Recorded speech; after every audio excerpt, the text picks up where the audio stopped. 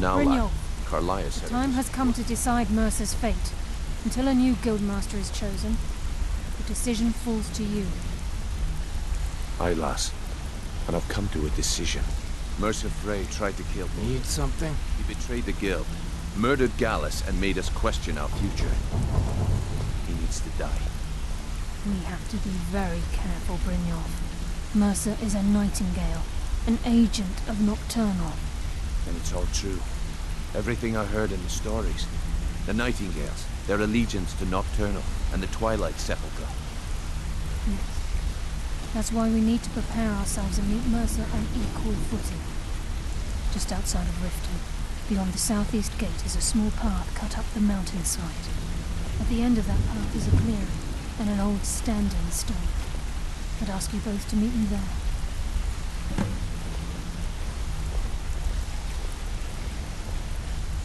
I'm preparing to leave for the standing stone. What is it? Want to talk? Go ahead. Yeah, I guess I... Well, hey there. What do you want? What can Sapphire do for you? Maybe I'll see you around the guild.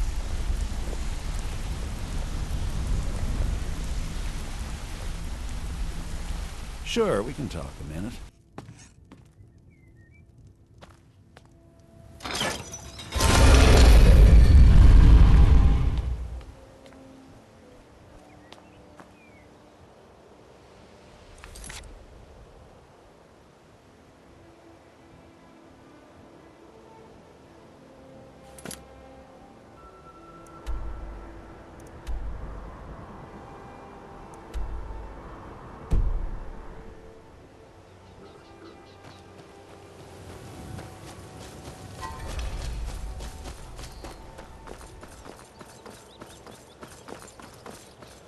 How can a humble servant of Talos help you today?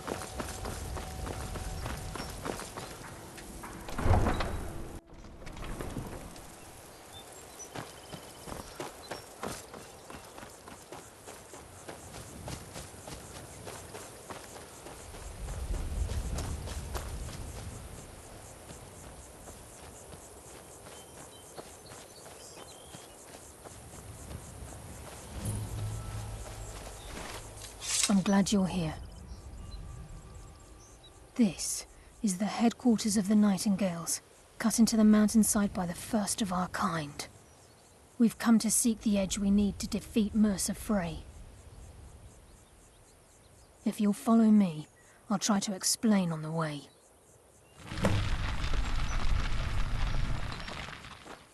Gallus, Mercer Frey and I were once members of what's known as the Nightingale Trinity.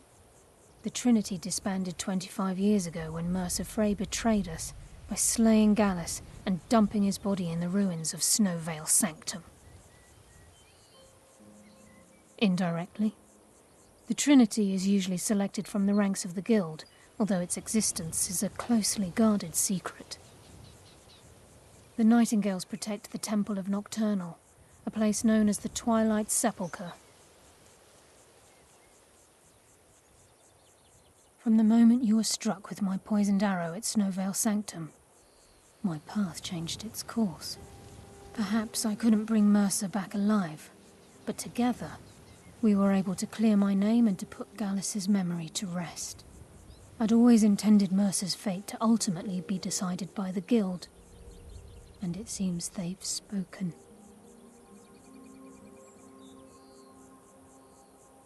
It's my hope that you will, yes. This way, please.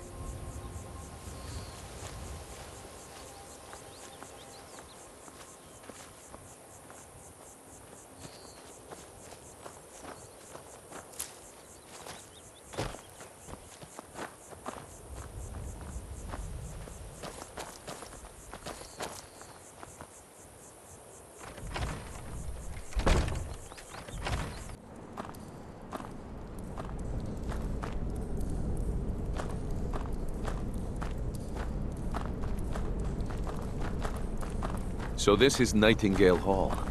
I heard about this place when I joined the guild, but I never believed it existed.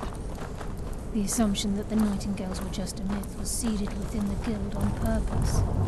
It helped divert attention from our true nature. What's wrong, Brynjolf? I can almost hear your brow furrowing. I'm trying to understand why I'm here, lass. I'm no priest, and I'm certainly not religious. Why pick me? This isn't about religion, Brynjolf. It's business.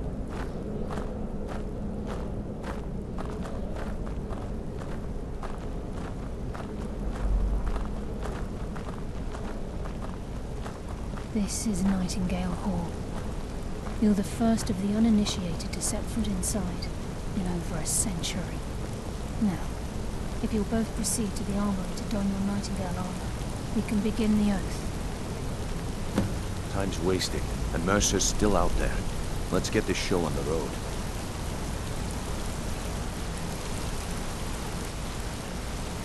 I think we should trust the lass and take the deal. I think we should trust the lass and take the deal.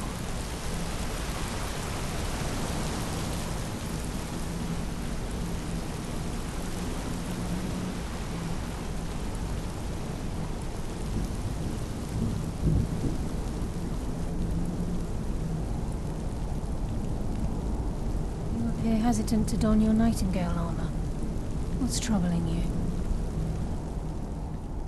She's the mistress of night and darkness, and the patron of every thief in Tamriel.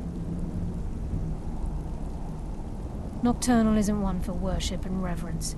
There are no priests and no sermons, no services, and no alms. She influences our luck, and in return, demands payment.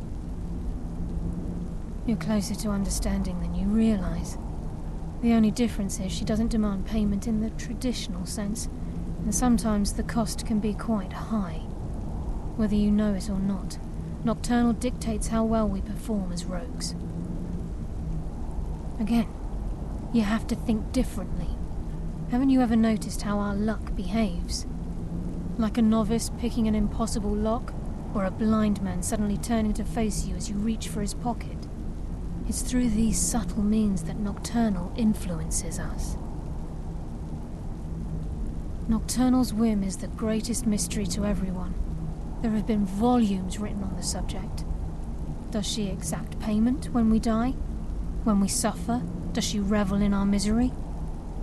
No one knows. The return certainly seems worth the risk, though. Proceed down the hall to the gate when you're ready.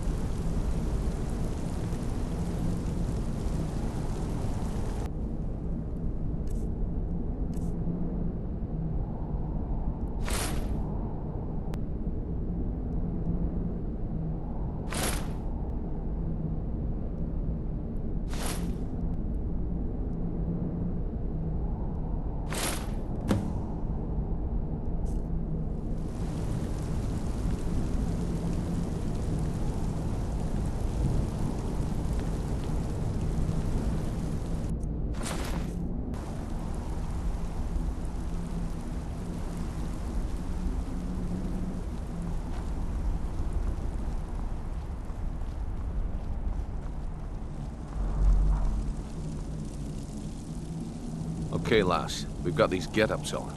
Now what? Beyond this gate is the first step in becoming a Nightingale. Whoa there, lass. I appreciate the armor, but becoming a Nightingale? That was never discussed. To hold any hope of defeating Mercer, we must have Nocturnal at our backs. If she's to accept you as one of her own, an arrangement must be struck. What sort of arrangement? I need to know the terms. The terms are quite simple, Brynjolf. Nocturnal will allow you to become a Nightingale and use your abilities for whatever you wish. And in return, both in life and in death, you must serve as a guardian of the Twilight Sepulchre. Aye, there's always a catch. But at this point, I suppose there isn't much to lose. If it means the end of Mercer Frey, you can count me in. What about you? Are you ready to transact the oath with Nocturnal? Good. After I open the gate, please stand on the western circle. This is enough to make your head spin, eh?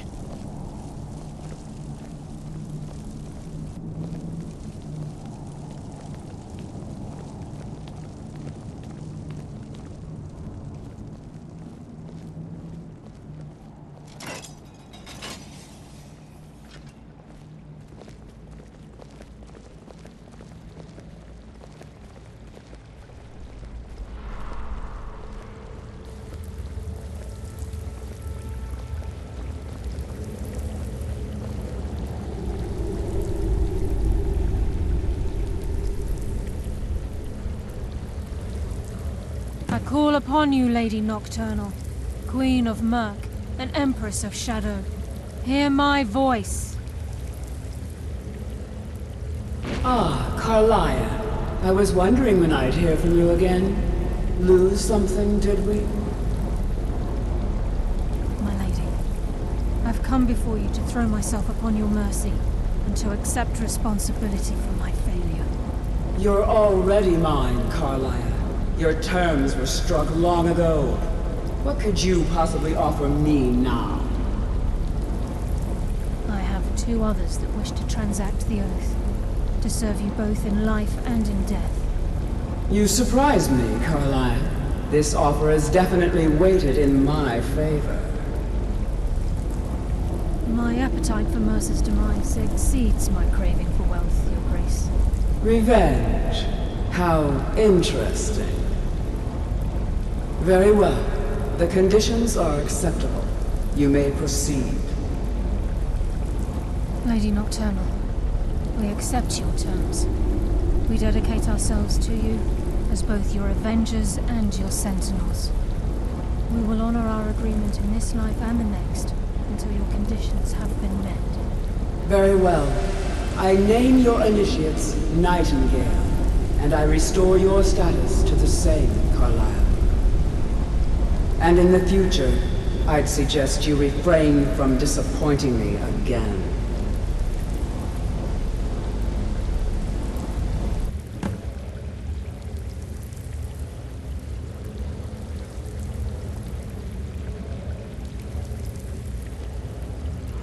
Now that you've transacted the oath, it's time to reveal the final piece of the puzzle to you.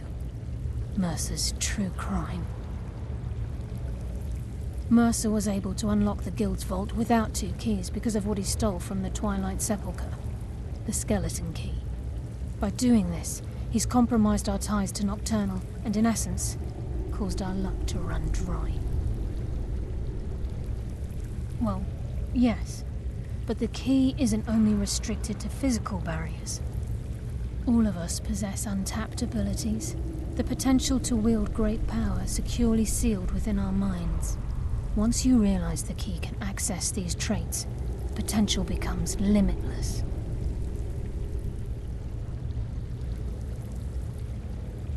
Although it would benefit the Guild more than you can imagine, in the end it would do more harm than good.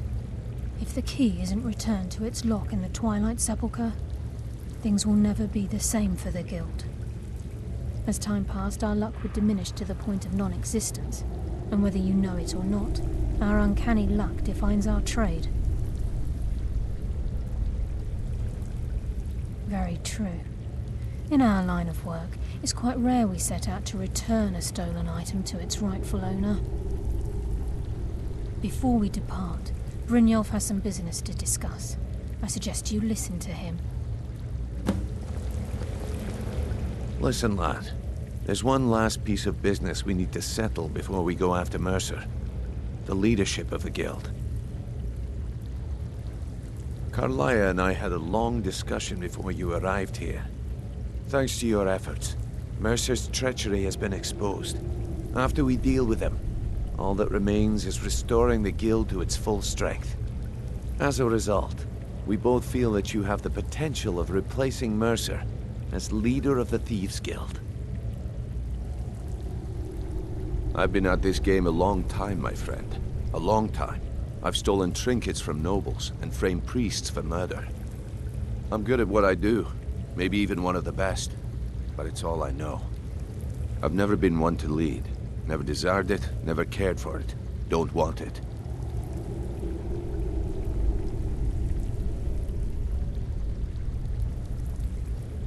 Well, we have a bit of an errand to run before your coronation, so don't get sentimental on me now. Then it's decided.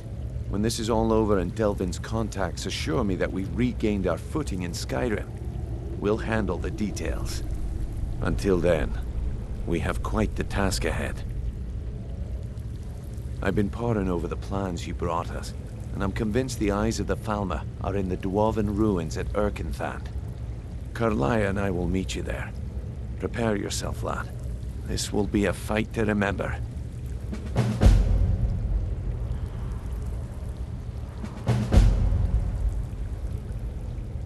If you would have asked me that yesterday, I'd have said no. But now I think our chances have improved. Look, call me crazy if you like, but I trust Carlia. I don't think she'd lead us down a suicidal path. Besides, I'd rather die with some of Mercer's blood on my blade than spend the rest of my life regretting that I ran the other way. Aye, and some of what Carlia said is starting to make sense.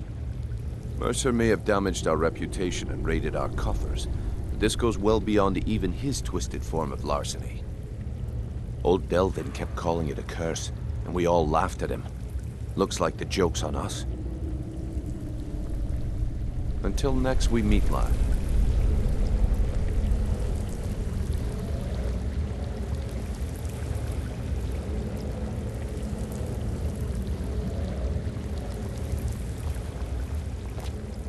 Sorry, lad. I've got important things to do. We'll speak another time.